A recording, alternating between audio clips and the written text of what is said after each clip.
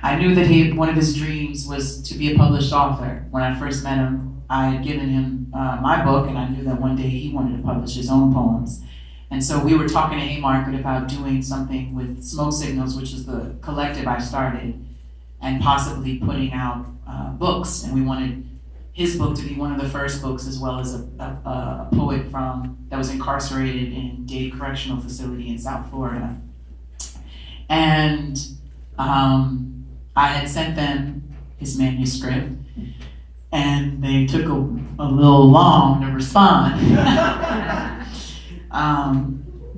Very long to respond, actually. And it was kind of embarrassing because, stop. It's embarrassing because, when you're advocating for someone and you believe that your name should get the person to be paid attention to. You're like, I did enough for y'all to take what I'm recommending seriously. I don't just be throwing out names for y'all to publish, So, so then they didn't respond, and Mohammed had gotten, I didn't know that he had sent an email, but he sent an email, and he called me, and he basically sent an email that was like, y'all don't have nobody from the occupied territory in your roster, and you over here doing Palestine work, and it was really cute, actually, but it was like, I'm totally embellishing. And he called me, and he was super, super, apologetic, I'm sorry, I just was I don't know what got into me, but I just want you to know, I hope I didn't, do anything to make you uncomfortable or whatever. And I was like, oh, no, I don't care. What you talking about? So I responded in support, and I told them I would love for them to please get back to him as soon as possible, and that I would not discuss my next book with them until they published him or to publish his manuscript. Because they were pressing me for my work, and luckily they did. And this was all before everything that happened this past few months, So now look at them.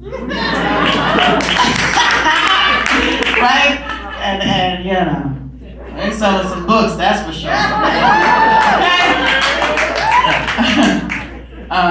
But anyway, I say that to say, it was nothing to do that.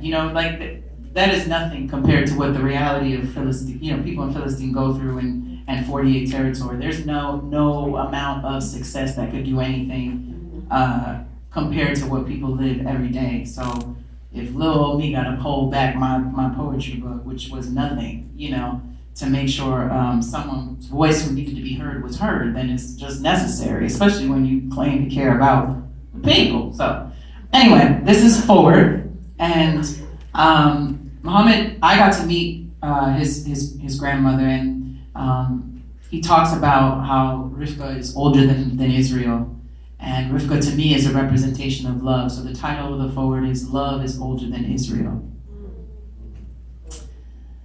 I first learned of Mohammed and his grandmother Rifqa through a documentary film we watched in East Jerusalem, or what we used to call East Jeru. We were a delegation of Black American movement organizers and artists. It was January 2015, the cold tapped bone. We huddled into a room to listen and learn, to feel and be connected, to organize and be organized. We visited Rifqa and Mohammed's home in Shidra, where colonizing settlers had once forcibly entered and pushed their family to the back. Our delegation bore witness and asked what more could be done. Go back home and tell the world what you've seen here. Rifqa wasn't asking for a favor. It was a deafening command for American awareness and accountability. Our charge was to tell their story, to amplify their voices, and to be present with the people. No one could have prepared me for what I saw with my own eyes and felt with my own heart. You cannot unseen once you have seen. I thought I was a radical poet before, but Palestine uprooted any sense of who I thought I was. I became more me, more true, more fearless. I saw the audacity of evil and how it can be rationalized. Palestinians are not the only people to suffer at the hands of settler colonialism and Western white terrorism. Yet, we cannot afford to stay quiet about what is taking place there. The state of Israel and the justification for its existence are crimes against all of humanity. The state is the worst of the human spirit manifested into a fully functioning government. Tell them America is the reason. It is now 2021, and I have the honor of writing the foreword to Mohammed El-Kurd's first book of poems, Rifqa. I do not need to tell his story for him. He has been telling his story, his own story, for many years, and now the world is finally starting to listen. The culture is shifting, and we are seeing the results of years of organizing for this shift to occur. Still, liberation is not a media strategy. It is a matter of life and death.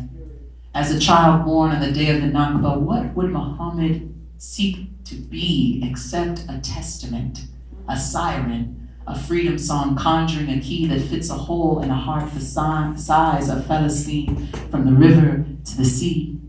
Muhammad is a daring breath, a blessing that raises the dead with soft-spoken political finesse. These poems choose voice. They embrace the urgent life of words in service to the emotional landscape of resistance, unsettling the colonial project of lies. Muhammad is a truth teller. He wields his arsenal.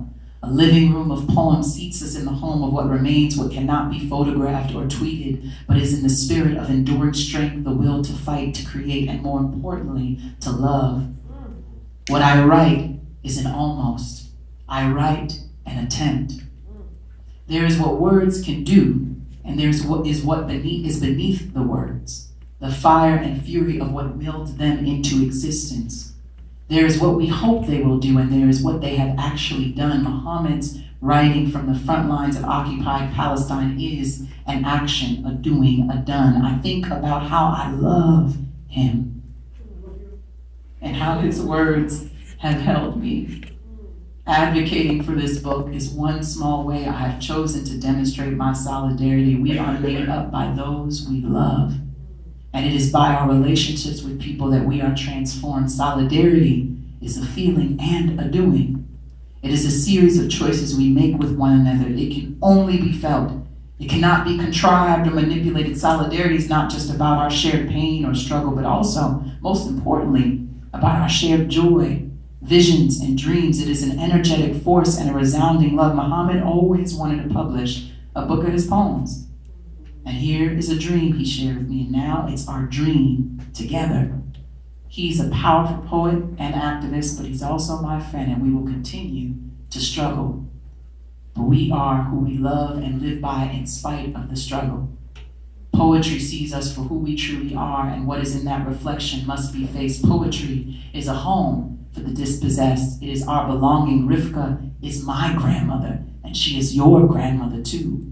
We are the grandchildren of her fight, her fierce, enduring love, her poetry. May these poems challenge and awaken you. May they shake you into action. May they help you find the words for what you already know to be true. We cannot afford to be silent, and Muhammad's poems confront and reveal us. What do you say to the children for whom the Red Sea doesn't part? Muhammad shows us how poets are made. A poem is a life, and a life is a poem that calls us inward. What a poem becomes in our innermost spaces is a land that cannot be owned, though it can be cared for, tended to, and loved. It is a relationship that shifts, changes with seasons, a howl that knows us by name and need. May we see ourselves in these poems and steward their truths. The freest people on earth. The freest people on earth are not controlled by hatred or fear, but moved by love and truth. We are more than what was done to us. We are who we've become in spite of it all. Who do we choose to be, and what will we do about it? Mohammed El-Kurd shows us a way. I walk the world with his words tattooed on my right leg.